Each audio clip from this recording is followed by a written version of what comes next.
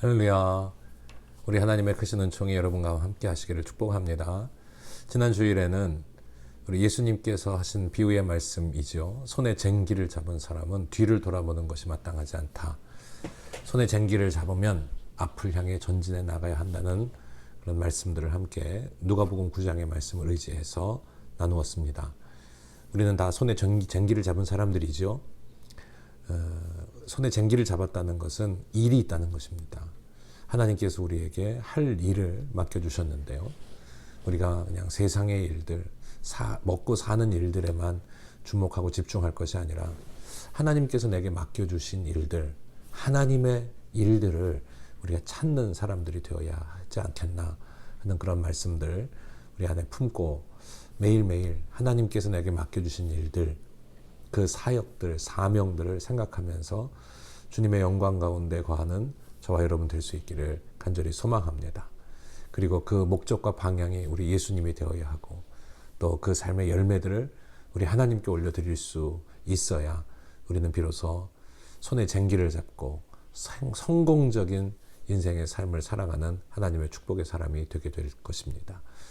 그런 마음을 가지고 오늘 주시는 은혜의 약속들 또 말씀들 생각하면서 함께 속회 예배 드리도록 하겠습니다. 함께 찬송하시죠.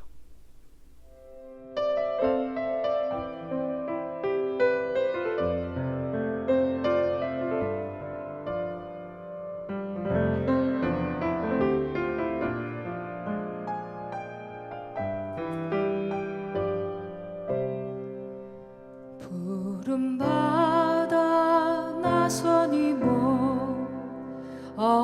어디든지 가오리다. 괴로우나 즐거우나 주만 따라가오리니 어느 누가 막으리까. 죽음이 늘 막으리까. 어느 누가 막으리까. 죽음인들 막으리까.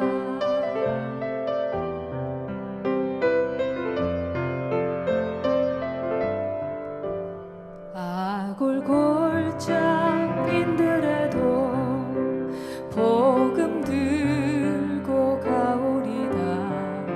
소돔 같은 거리에도 사랑 안고 찾아가서 종의 몸에 지닌 것도 아낌없이 드리리다.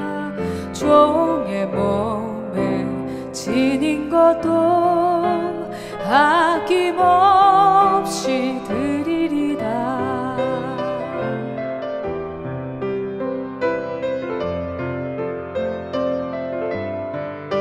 존귀 영광 모든 권세 주님 홀로 받으소서. 멸시천대 십자가는 제가 지고 가오리다. 이름 없이 빛도 없이 감사하며 섬기리다. 이름 없이 빛도 없이 감사하며 섬기리다. 이름 없이 빛도 없이 감사하며 섬기리다. 이름 없이 빛도 없이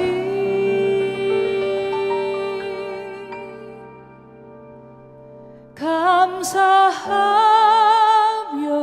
섬기리다.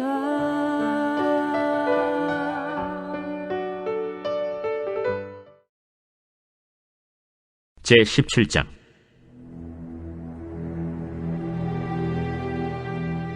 길르앗에 우거하는 자 중에 디셉 사람 엘리야가 아합에게 말하되 내가 섬기는 이스라엘의 하나님 여호와께서 살아계심을 두고 맹세하노니 내 말이 없으면 수년 동안 비도 이슬도 있지 아니하리라. 여호와의 말씀이 엘리야에게 임하여 이르시되 너는 여기서 떠나 동쪽으로 가서 요단 앞 그리 시냇가에 숨고 그 시냇물을 마시라. 내가 까마귀들에게 명령하여 거기서 너를 먹이게 하리라.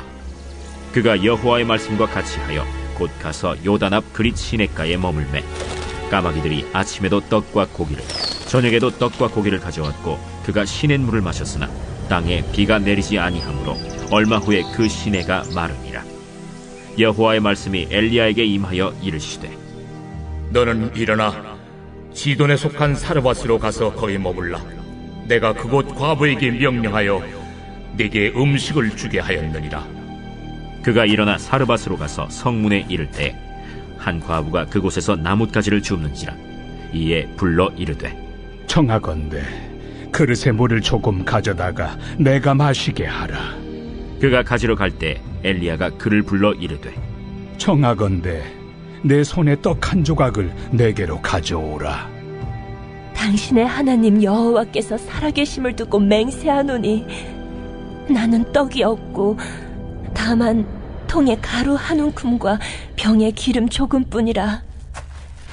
내가 나뭇가지 둘을 주워다가 나와 내 아들을 위하여 음식을 만들어 먹고 그 후에는 죽으리라. 두려워하지 말고 가서 내 말대로 하려니와 먼저 그것으로 나를 위하여 작은 떡 한 개를 만들어 내게로 가져오고 그 후에 너와 네 아들을 위하여 만들라. 이스라엘의 하나님 여호와의 말씀이 나 여호와가 비를 지면에 내리는 날까지 그 통에 가루가 떨어지지 아니하고 그 병에 기름이 없어지지 아니하리라 하셨느니라. 그가 가서 엘리야의 말대로 하였더니 그와 엘리야와 그의 식구가 여러 날 먹었으나 여호와께서 엘리야를 통하여 하신 말씀같이 통에 가루가 떨어지지 아니하고 병에 기름이 없어지지 아니하니라. 이 일 후에 그 집 주인 되는 여인의 아들이 병들어 증세가 심히 위중하다가 숨이 끊어진지라. 여인이 엘리야에게 이르되 하나님의 사람이여, 당신이 나와 더불어 무슨 상관이 있기로 내 죄를 생각나게 하고 또 내 아들을 죽게 하려고 내게 오셨나이까? 엘리야가 그에게 그의 아들을 달라 하여 그를 그 여인의 품에서 받아 안고 자기가 거처하는 다락에 올라가서 자기 침상에 누이고 여호와께 부르짖어 이르되 내 하나님 여호와여, 주께서 또 내가 우고하는 집 과부에게 재앙을 내리사 그 아들이 죽게 하셨나이까? 하고 그 아이 위에 몸을 3번 펴서 엎드리고 여호와께 부르짖어 이르되 내 하나님 여호와여, 원하건대 이 아이의 혼으로 그의 몸에 돌아오게 하옵소서. 여호와께서 엘리야의 소리를 들으심으로 그 아이의 혼이 몸으로 돌아오고 살아났지라. 엘리야가 그 아이를 안고 다락에서 방으로 내려가서 그의 어머니에게 주며 이르되 보라, 내 아들이 살아났느니라. 내가 이제야 당신은 하나님의 사람이시오, 당신의 입에 있는 여호와의 말씀이 진실한 줄 아노라 하니라. 그리시네가에서 지내던 엘리야는 하나님의 말씀을 따라 시돈에 있던 사르밧 과부를 만나게 됩니다. 그리고 그에게 물과 음식을 요청하지요.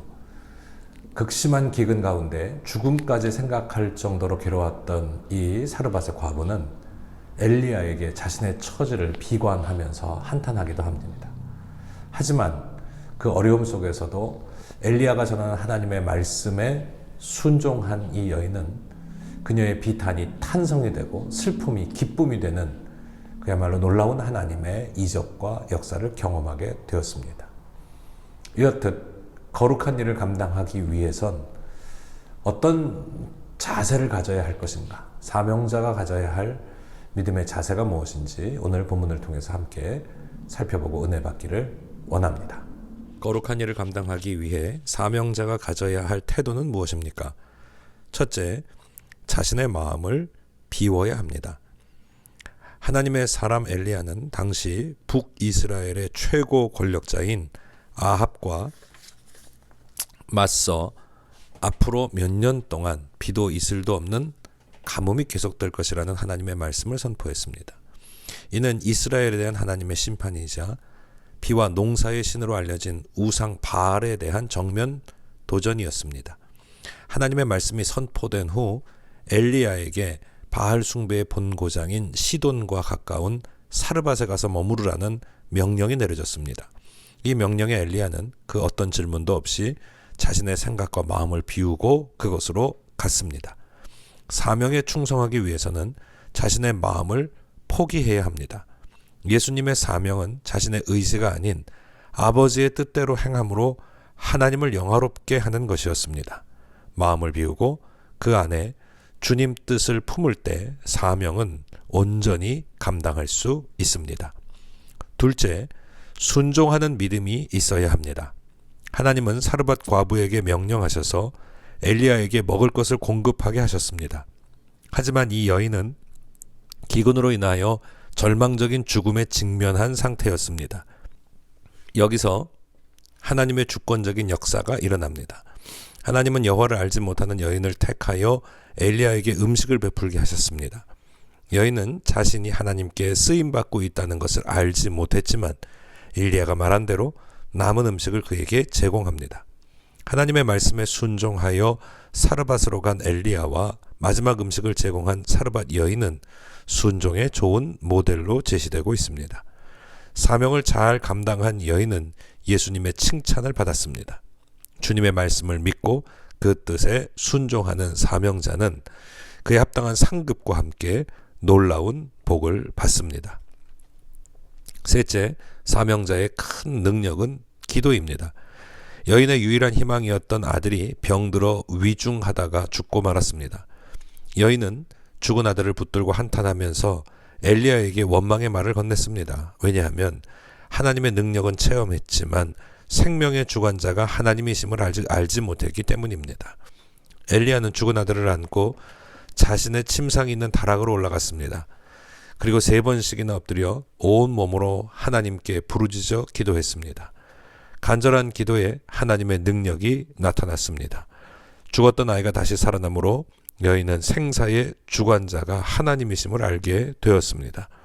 하나님은 기도라는 수단을 통해 사명의 목적을 이루시기에 우리의 기도를 즐거워하십니다. 따라서 문제 앞에서 염려하거나 원망하기보다 하나님의 손길을 바라며 기도해야 합니다. 사명자는 이 땅에 있는 하나님의 동역자를 말합니다. 하나님은 자신의 영광을 대변할 수 있도록 일꾼으로서 사명자를 부르시고 삶의 현장에서 그 복음을 증거하도록 이끌어 가시는 분입니다. 우상이 가득한 이 시대 세상에서 우리는 하나님을 전하는 주의 말씀의 복음을 전하는 거룩한 도구로서 쓰임 받아야 할 것입니다.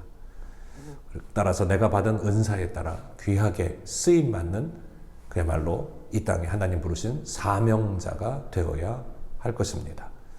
여러분, 우리 모두 사명자의 삶을 생각하면서 하나님 맡겨주신 거룩한 일들을 감당하며 나아가는 저와 여러분 되기를 간절히 소망합니다.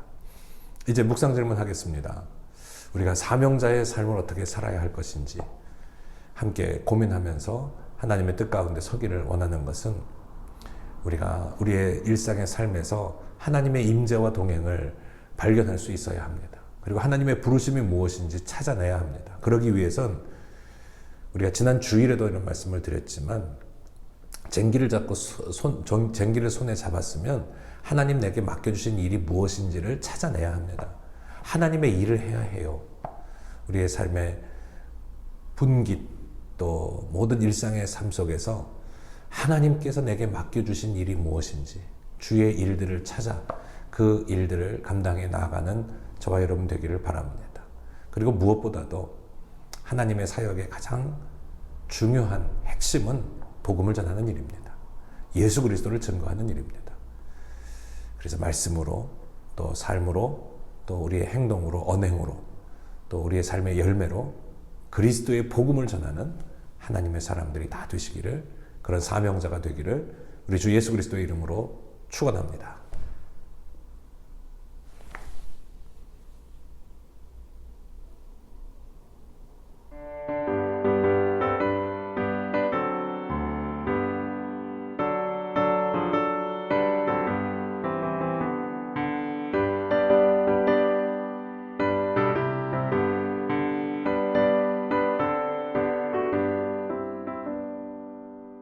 빛의 사자들이여 어서 가서 어둠을 물리치고 주의 진리 모르는 백성에게 복음의 빛 비춰라. 빛의 사자들이여 복음의 빛 비춰라. 죄로운 밤 밝게 비춰라. 빛의 사자들이여 선한 사역 위하여 힘을 내라. 주와 함께 하시겠네. 주의 크신 사랑을 전파하며 복음의 빛 비춰라. 빛의 사자들이여 복음의 빛 비춰라. 죄로운 밤 밝게 비춰라. 빛의 사자들이여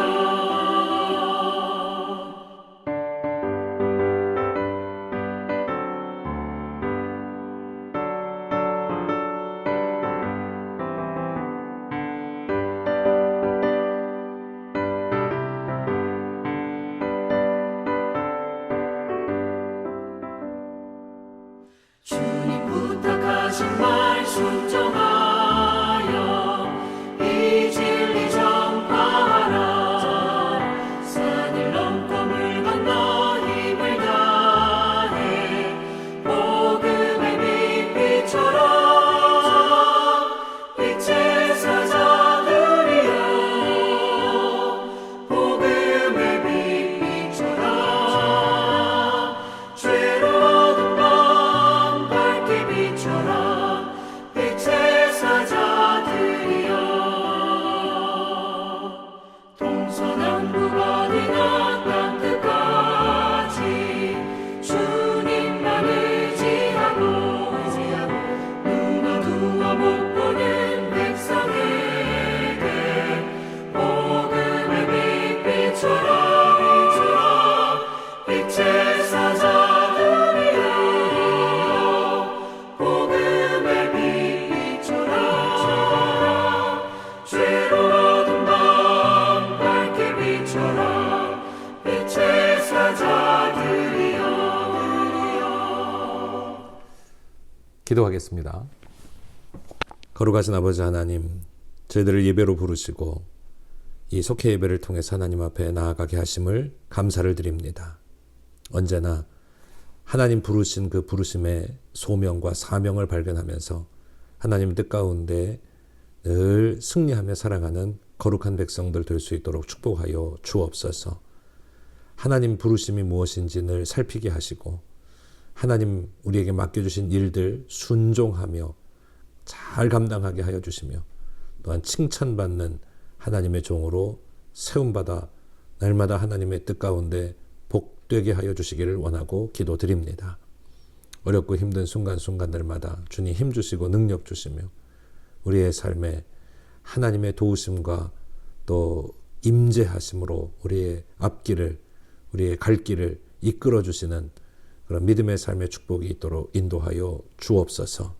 오늘도 우리의 예배 그리고 우리가 정성이 드려지는 이 예물을 받으시며 하나님의 크신 은총과 축복으로 채우시고 갚으시고 또 은혜로 붙들어 승리케 하여 주실 줄로 믿고 감사를 드리며 우리 구주 예수 그리스도의 이름으로 간절히 축복하며 기도하옵나이다. 아멘. 하늘에 계신 우리 아버지시여 이름이 거룩히 여김을 받으시오며 나라가 임하시오며 뜻이 하늘에서 이루어진 것 같이 땅에서도 이루어지이다. 오늘 우리에게 일용할 양식을 주시옵고 우리가 우리에게 죄 지은 자를 사하여 준 것 같이 우리의 죄를 사하여 주시옵고 우리를 시험에 들게 하지 마시옵고 다만 악에서 구하시옵소서. 대개 나라와 권세와 영광이 아버지께 영원히 있사옵나이다. 아멘. 할렐루야. 이제 예배를 마쳤습니다. 하나님의 크신 내가 함께 하시기를 축복합니다.